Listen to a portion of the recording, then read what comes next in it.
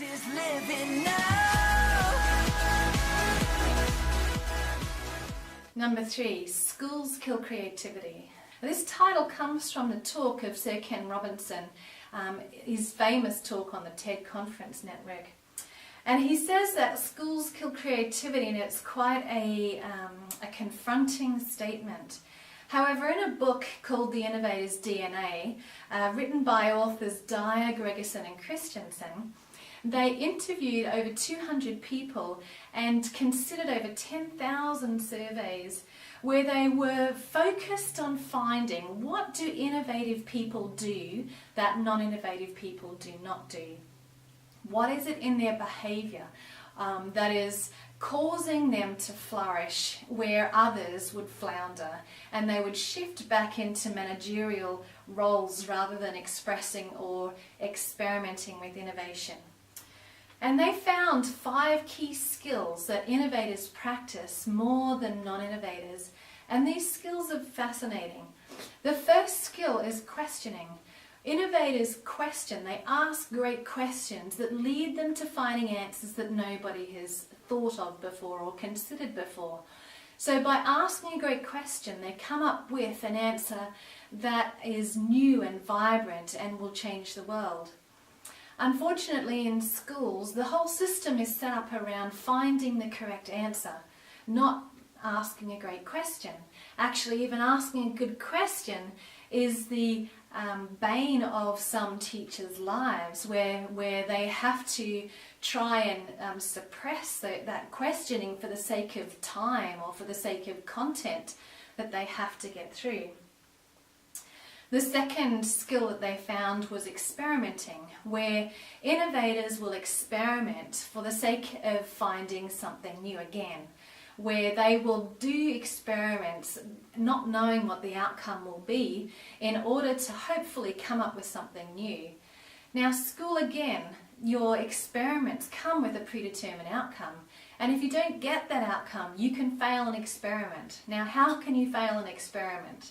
Just by the very nature of the word, it is new and it is unknown. The third skill that they found was the skill of associating, where you put 2 things together or more that have never been put together, and you associate them and you force yourself to come up with a novel solution by integrating the characteristics of these 2 different things. Now again, in school, associating is not practiced because kids are learning content that we already understand and we know, and therefore there are limited opportunities for children to investigate the possibilities that can arise when you put 2 things together that have never been put together before.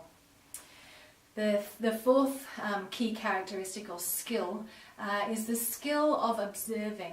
So when people are out and about, they're in the natural environment, they're in a community, they have the ability to observe and to be aware of what's going on around them, more so than non-innovative people. Non-innovative people don't see the potentials, they don't see the possibilities, but people who are innovative practice looking and seeing and trying to find unusual situations, or even situations in the natural, that could lead them to a solution of a problem that the community is experiencing. For example, there's a guy over in India, and he saw this family. He lived in India for years, for his whole life in fact, and he saw one day this family riding on a motorcycle.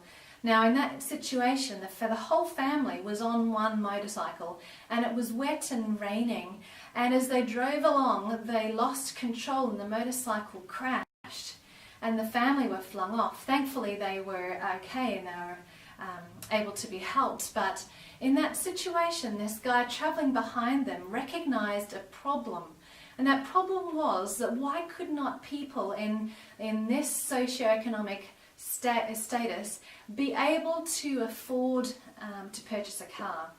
So he went about trying to invent, and he spent 8 months just thinking around what he could possibly do to bring to market a vehicle that could cover them and protect them in the rain.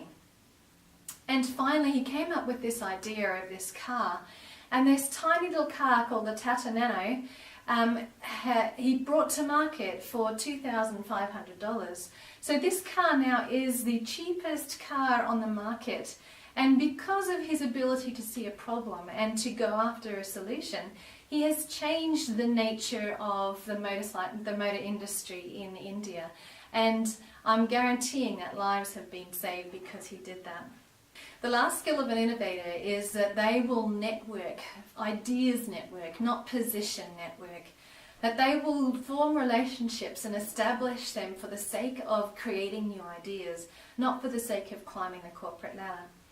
Now again, with the education system, there is little scope for children to be able to get together, to brainstorm ideas, to come up with original solutions. And so our kids travel through the education system with the processes in play, where they do not have or are not allowed the capacity to explore and to discover things for themselves.